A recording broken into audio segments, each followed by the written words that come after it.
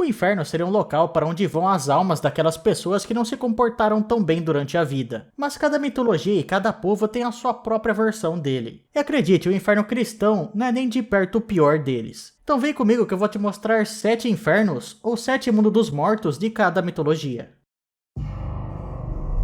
Se você for novo no canal, se inscreve aí, deixa seu like também, porque isso me anima muito para continuar fazendo os vídeos, beleza? Se você puder me ajudar ainda mais, usa o botão valeu que tá aí embaixo em formato de coraçãozinho, e você pode me doar qualquer quantia com ele. E também você pode se tornar membro do canal, que aí você tem acesso antecipado aos vídeos e ao Discord do canal.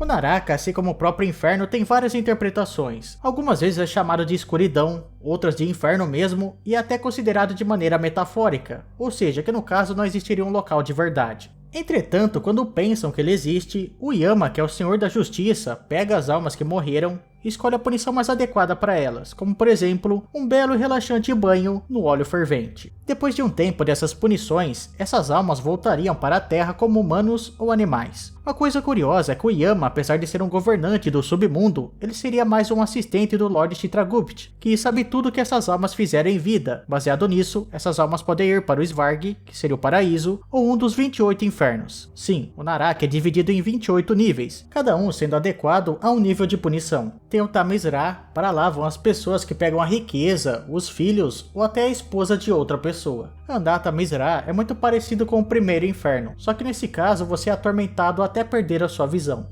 Maharaurava seria para aqueles que roubaram propriedades e são atormentados por serpentes, ou por algumas criaturas que comem a sua carne. Kubinpak é o inferno para aquelas pessoas que cozinham os animais vivos. O castigo deles era ser cozinhado em óleo fervente. O tempo que eles ficariam ali era igual ao número de pelos que tinham as suas vítimas. O Kala Sutra pode ser destinado para aqueles assassinos de Brahmani ou para aqueles que não respeitam os pais, os sacerdotes, os anciãos e por aí vai. E o Asipatravan é para aqueles que praticam a heresia. Enfim, são 28 níveis e eu não vou falar de todos aqui, senão o vídeo ficaria muito longo. Mas se vocês quiserem um vídeo só focado no Naraka, comentem aí, beleza?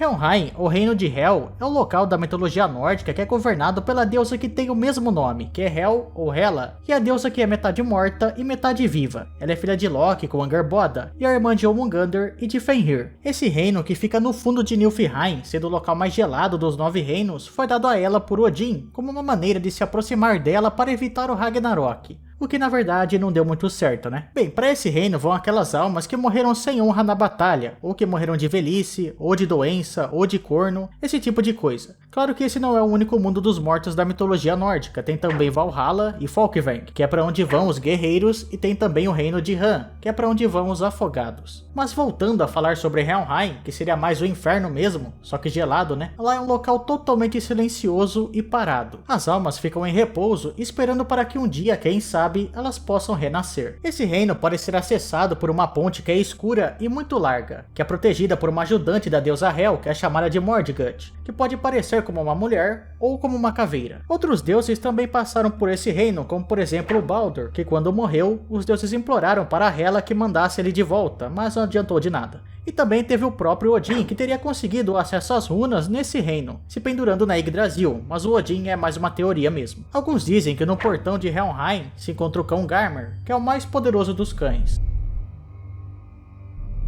Xibalba, ou Xibalbá, é o submundo maia que é governado por Hun-Kami e Vucubikami, que são os deuses da doença e da morte. Só para vocês não se confundirem, na verdade o Xibalbá é governado por vários senhores da morte. O mais famoso deles, na verdade, eu acho que é o Aput, mas ele governa algo que é bem mais específico, que é o Mithnal, que é o 9º nível do submundo. Bem, em uma certa história fala sobre uma disputa entre os senhores do submundo e 2 grupos de irmãos. O primeiro deles era o Hon-Hunapu e o Vucub-Hunapu. Eles adoravam jogar o Pokatok, que era tipo futebol. Eles tinham que acertar uma bola de borracha em um tipo de aro. O problema era que o campo deles ficava bem em cima da entrada de Xibalbá, e o barulho da bola estava irritando muito os senhores do inferno, até que 2 deles, que eram o Hun-Kami e o Vucubikami, saíram de lá e chamaram os 2 irmãos para jogarem bola lá no submundo, com o objetivo claro de acabar com eles e roubar o campo.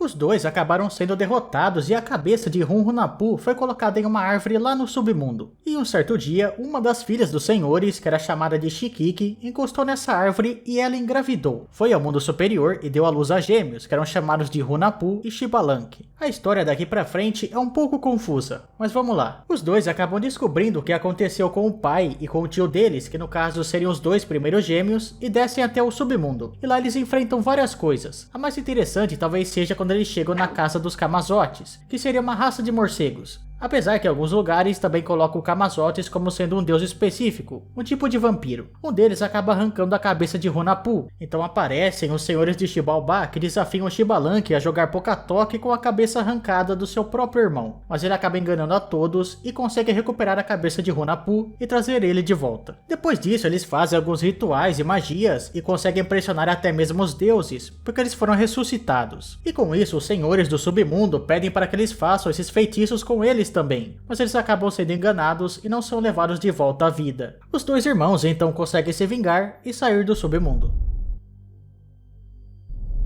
O Magmel na mitologia irlandesa não é bem um inferno, mas ainda assim é o mundo dos mortos e eu acho que vale a pena ser citado aqui. Ao contrário de vários submundos aqui da lista, o Magmel é um local de alegria e de prazer, ficando em uma ilha distante, a oeste da Irlanda. Ou também podendo ser um reino que fica no fundo do oceano. Ele só pode ser acessado por algumas pessoas. Dizem que sempre tem deuses lá dentro e alguns aventureiros conseguem chegar lá. No Magmel não precisa de comida e nem de bebida, e lá tem felicidade eterna.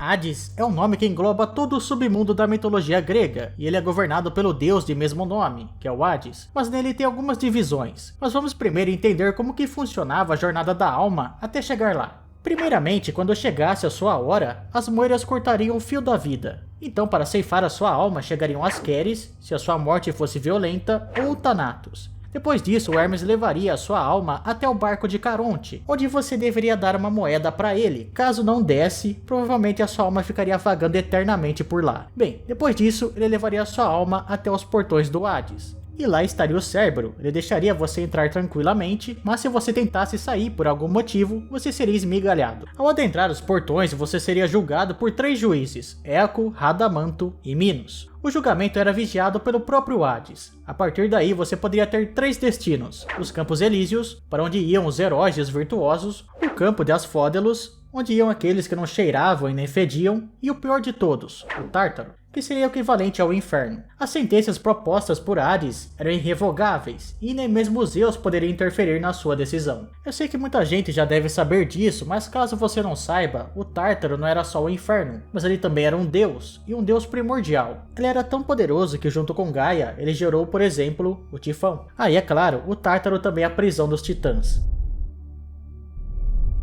Jiyu é um inferno chinês, ele se parece um pouco com o Naraka, tanto que o principal deus dele é o Yanwan, que lembra também o deus Yama do hinduísmo, e tem várias misturas de interpretações budistas e crenças chinesas. O número de tribunais e divindades dele variam bastante, mas aqui eu vou falar 10. Bem, a primeira corte é o Espelho da Retribuição, que é governado por Qin Quan Wan. A segunda é a Poça de Sujeira e o Inferno de Gelo, que é governado por Qin Juan Wan. A terceira é a Prisão Invertida, que é governada por Song de Wan. O quarto é o Lago de Sangue e a Terrível Tortura das Abelhas, que é governado por Wang Wan Wan. A quinta são os 16 departamentos, que é governado por Yan Lu Wan. O sexto são os Gritos de Tortura e Erros Administrativos, que é governado por Bian Shen Wan. O sétimo é a Tortura por Máquinas Picadoras, governado por Tai Shi Wan. O oitavo é o Inferno de Sufocação Quente, governado por Du Shi Wan. A nona é a Teia de Ferro, governada por Pin Din Wan. E a décima é a Roda do Renascimento e quem manda lá é o Zulan Wan.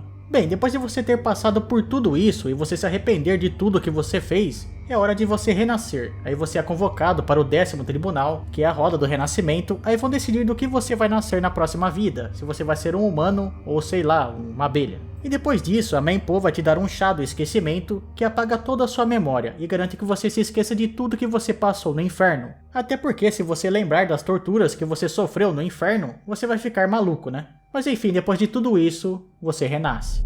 Bem galera, o vídeo foi esse, eu espero que vocês tenham gostado. Não esqueça de avaliar o vídeo deixando o like ou dislike, se inscrever no canal e deixar aí nos comentários algum assunto para um próximo vídeo, hein? Valeu!